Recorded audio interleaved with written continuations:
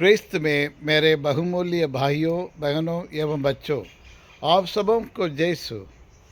मानव जाति का उद्धारकर्ता यानी मुक्तिदाता की आशीष, अनुग्रह, कृपा, दया और करुणा और सामर्थ्य सदा सर्वदा आपके एवं आपके परिवार के साथ रहे। प्रिय विश्वासियों, सबसे पहले हम ईश्वर को धन्यवाद दें। ईश्वर ने हमें एक नया महीना, फरवरी महीना हमें दिया है।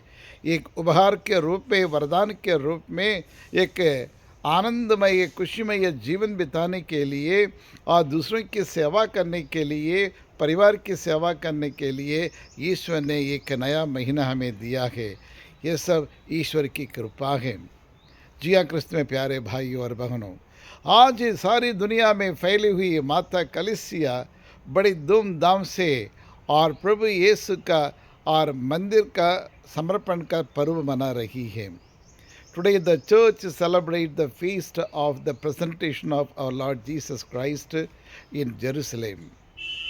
जी हाँ, क्रिस्त में प्यारे भाइयों और बहनों, आज और माता मरियम और संत यूसुफ और बालक यीशु को मंदिर में यानी मूसा के नियम को पालन करने के लिए, मूसा के नियम के और अनुसार उसको पूरा करने के कर्तव्यों को पूरा करने के लिए बालक यीशु को मंदिर में ले जाकर वहाँ चढ़ाते हैं। जी हाँ, क्रिस्त में प्यारे भाइयों और बहनों, और इसलिए और प्रभु यीशु को और मंदिर में और वो चढ़ाने के लिए लेके गए हैं। और ये दर्शाता है कि और आपका कर्तव्य, मेरा कर्तव्य क्या है। यह एक चिन्ह है, ना सिर्फ प्रभु यीशु के लिए बल्कि और आपके लिए भी, मेरे लिए भी। और ये दर्शाता है कि और ईश्वर के प्रति समर्पण, प्रतीक्षा और जिम्मेदारी का संदेश और हमें बतलाता है। जी हाँ, क्रिस्त में प्यारे भाइयों और बहनों, और आज के पाठ यानी संत लूकास रचित सुसमाचार अध्याय 2 और 22 से लेकर जब हम पढ़ेंगे तो हमें मालूम पड़ जाता है कि और इस और ये मंदिर में और जहाँ प्रभु यीशु के समर्पण जो हुआ है, तो वहाँ कुछ लोग हैं, कुछ अनुग्रह प्राप्त लोगों के बारे में हम सुनते हैं या पढ़ते हैं। आज इन बिंदुओं पर हम स्मरण चिंतन करने की कोशिश करें।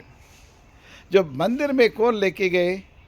माता पिता यानी प्रभु यीशु के माता और पिता बालक यीशु हैं, और दूसरी तरफ सिमियोन हैं, और दूसरा और अन्ना। ये 4 व्यक्तियों के बारे में, ये चारों पवित्र आत्मा से प्राप्त वरदान और लोग हैं। यानी और ये चारों और ईश्वर के अनुग्रह से भरे हुए लोग थे, आत्मा से प्रेरित व्यक्ति थे। और इन 4 व्यक्तियों के बारे में एवं उनकी भूमिका के बारे में हम आज मनन चिंतन करने की कोशिश करें। प्रिय विश्वासियों, इसमें जैसे मैंने कहा, आज के सुसमाचार में देखा 4 पहलू हैं। और ये पहला है, ये 4 धर्मी लोग का मिलन है। और दूसरा, ये माँ बाप का भूमिका है एवं उनके कर्तव्य, जिम्मेदारी है। और तीसरा, और सिमियोन की प्रतीक्षा, और अन्ना का तपस्या जीवन यानी समर्पण का जीवन है। प्रिय विश्वासियों, आज माता पिता, प्रभु यीशु के माता पिता या माँ मरियम, संत यूसुफ, बालक यीशु को लेकर जो नियम, ये कानून है, क्रिस्तीय धर्म के नियम और कानून के अनुसार अपने कर्तव्यों को, जिम्मेदारियों को पूरा करने के लिए मंदिर लेके जाते हैं। और वहाँ जाके ईश्वर के सामने बालक यीशु को समर्पित करते हुए प्रार्थना करते हैं। कितनी सुंदर और बात है क्रिस्त में प्यारे भाइयों और बहनों। यानी माँ बाप, माँ मरियम और संत यूसुफ अपने उस नियम का यानी धर्म का नियम को, मूसा का नियम को पालन करने में पीछे नहीं हटे। क्या आज आप अपने बच्चों को गिरजाघर में ले जाकर समर्पित करते हैं? हर इतवार आप लोग मिसा बलिदान में भाग लेने के लिए जाते हैं। क्या आप अपने बच्चों को साथ में लेके जाते हैं? चलो आज ईश्वर के पास जाएंगे और ईश्वर के उस बलिदान में भाग लेने के लिए, सम्मिलित होने के लिए हम जा रहे हैं। और आज ईश्वर को अपने आप को समर्पित करते हुए आपके हर आवश्यकता के लिए प्रार्थना करने के लिए आज हम जा रहे हैं। चलो और एक परिवार होकर, एक परिवार के संतान होकर हम ईश्वर के पास ले जाते हैं या नहीं? जरा विचार कीजिए प्रिय विश्वासियों। आजकल देखने को मिलता है कोई माँ बाप जाते, बच्चे आते नहीं, और युवा नहीं आते नहीं, या कोई सो रहे हैं, कोई ट्यूशन जा रहे हैं, कोई कोचिंग के लिए जा रहे हैं। कहाँ है परिवार, माँ बाप की जिम्मेदारी? लेकिन यहाँ एक जिम्मेदार एक माँ बाप को हमें देखने को मिलता है, जो समय समय पर और हमेशा प्रभु यीशु का परवरिश अच्छी तरह से करते, ईमानदारी से करते हैं। आज माँ बाप और इस घटना से, इस पर्व से यह सीखना चाहिए, मेरी जिम्मेदारी मेरे बच्चों के प्रति क्या है, ईश्वर के प्रति क्या है करके समझने के लिए एक अच्छा उदाहरण है आज का त्यौहार। इसलिए हर माँ बाप जैसे बालक यीशु को मंदिर में ले जाके समर्पित किए हैं, वैसे हर एक माँ बाप अपने बच्चों को ईश्वर के हाथों में सौंपना है। और हर एक माँ बाप सुबह उठते ही बच्चों को प्रार्थना करने के लिए सिखाना चाहिए। हर एक माँ बाप का एक कर्तव्य है शाम के समय और समय निकालकर परिवार के साथ मिलकर पारिवारिक की प्रार्थना करना सिखाना है, आपका परम कर्तव्य है। प्रिय विश्वासियों, आज कई परिवार में होता नहीं है, और इसलिए परिवार में, बच्चों में और क्या परिस्थिति से ये लोग गुजर रहे करके आप अच्छी तरह से जानते हैं। जी हाँ कृष्ण में प्यारे भाइयों और बहनों, और इसलिए माँ बाप और ये समझना चाहिए, ये बच्चे संतान जो है ये ईश्वर का संतान है, ईश्वर का द्वारा दिया गया वरदान है, और उसका अधिकार ईश्वर का अधिकार है। उन बच्चों को ईश्वर के बारे में, ईश्वर के वचन के बारे में उन्हें समझाना, अवगत कराना आपका और मेरा परम कर्तव्य है।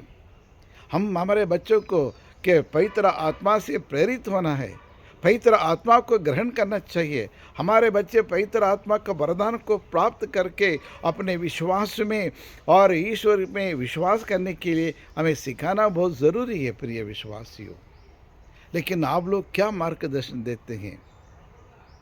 यदि परिवार में यदि आप एक दूसरे से अच्छा से बोलेंगे, अच्छे से व्यवहार करेंगे, तो बच्चे आपसे सीखेंगे। और इसलिए माँ बाप के कर्तव्य पहले एक आदर्श जीवन बिताना है और दूसरे के लिए एक नमूना बनना है प्रिय विश्वासियों। और दूसरा पहलू हमें ये देखने को मिलता है, और एक सिमियोन की और प्रतीक्षा और उनकी जिम्मेदारी। सिमियोन काफ़ी समय से इंतजार कर रहा था। पवित्र आत्मा उनके साथ था, पवित्र आत्मा से प्रेरित था, पवित्र आत्मा का अनुग्रह का प्राप्त व्यक्ति था। और सिमियोन यीशु भक्त था, एक धर्मी पुरुष था। वो हमेशा ईश्वर के कार्य में और दिल से, मन से और काम करता था, अपने और कर्तव्यों को अच्छी तरह से निभाता था, ईश्वर की सेवा करने के लिए मंदिर में उपस्थित था। और जब बालक यीशु को ला के उनके हाथों में दिए और उनके हाथों में लेकर और ईश्वर को धन्यवाद देने लगा, प्रभु आज इस बूढ़े व्यक्ति को और शांति से और जाने दे, मरने दे, क्योंकि मेरे आंखों ने इस मुक्तिदाता को और देख लिया है और मेरा मन तृप्त हो गया है, मेरा मन और दिल खुश हो गया है, क्योंकि मैंने मुक्तिदाता को देख लिया करके और ईश्वर को धन्यवाद देते हैं, ईश्वर की प्रशंसा करते हैं। प्रिय विश्वासियों, इसी तरह हर एक माँ बाप अपने बच्चों को ईश्वर के हाथों में सौंपते हुए इस तरह की प्रार्थना कर पाते हैं या नहीं?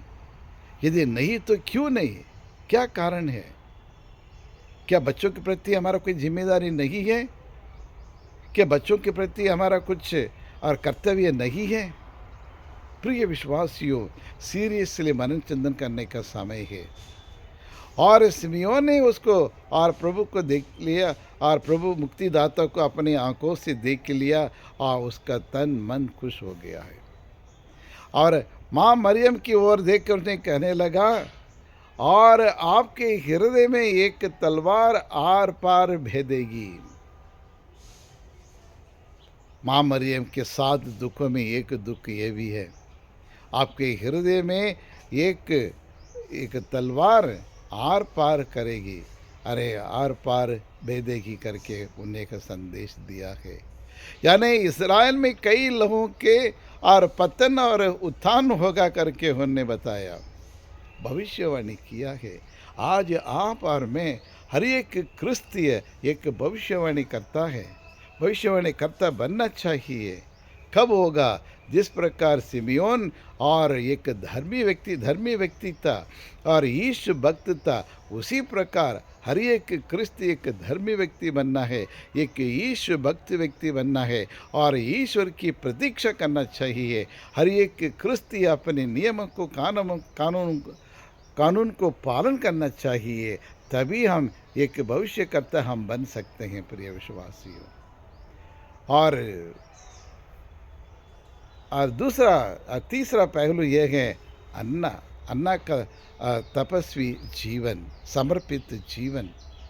84 साल की बूढ़ी व्यक्ति थी, लेकिन उस समय आराम, रिटायरमेंट हो गया है तो आराम करे, सोने का समय है, लेटने का समय करके चुपचाप हो नहीं रही, पूरे समय में और ईश्वर के मंदिर में और ईश्वर के साथ रहती थी और वहाँ प्रार्थना करती थी, उपवास करती थी और प्रार्थना करती थी और ईश्वर की योजना के अनुसार अपने कर्तव्यों को पूरा करती थी। जी हाँ क्रिस्त में प्यारे भाइयों और बहनों, बुढ़ापे में या रिटायरमेंट होने के बाद कई लोग बोलते हैं मुझे मालूम नहीं है क्या करना चाहिए क्या नहीं करना चाहिए और मुझे कोई काम नहीं है करके हम लोग हमेशा शिकायत करते हैं। लेकिन आज के ये त्यौहार हमें ये सिखलाते हैं बूढ़े लोगों के लिए, रिटायरमेंट लोगों के लिए, और ईश्वर के चरण में जाना है, ईश्वर के चरण में, ईश्वर के सानिध्य में समय बिताना है। और अन्ना इतनी बूढ़ी होने के बावजूद भी और वहाँ ईश्वर के मंदिर में दिन रात वहाँ के ईश्वर की उपासना करते रही और उपवास रखती थी और प्रार्थना करती थी। और इतना ही नहीं, जो लोग ईश्वर के मंदिर में आते थे और उनको ईश्वर के बारे में, ईश्वर वचन के बारे में और बतलाती थी। जी हाँ प्रिय विश्वासियों, यदि एक बार ईश्वर को आप प्राप्त कर चुके होते तो फिर आप चुपचाप नहीं रह सकते हैं। एक बार ईश अनुभव प्राप्त करने के बाद हाथ पे हाथ धर के हम बैठे नहीं रह सकते हैं। और वो अनुभव, जो ईश अनुभव आपने जो ईश्वर से प्राप्त किया है, जो ज्योति ईश्वर से आपने ग्रहण किया है, उसको दूसरों के साथ साझा करना है, दूसरों के साथ बांटना है। जो भलाई ईश्वर ने आपको किया है, जो चमत्कार ईश्वर ने आपके जीवन में किया है, और उनको दूसरों को भी हम बताते हैं। अन्ना 84 साल होने के बावजूद भी ईश्वर की सेवा करती थी, अपनी प्रार्थना करती थी, अधिकतर समय ईश्वर के साथ वो प्रार्थना करती थी। और उसी प्रकार हम में से हर एक व्यक्ति और इसी तरह और एक सेवा कार्य करने के लिए और आज का त्यौहार हमें सिखलाता है।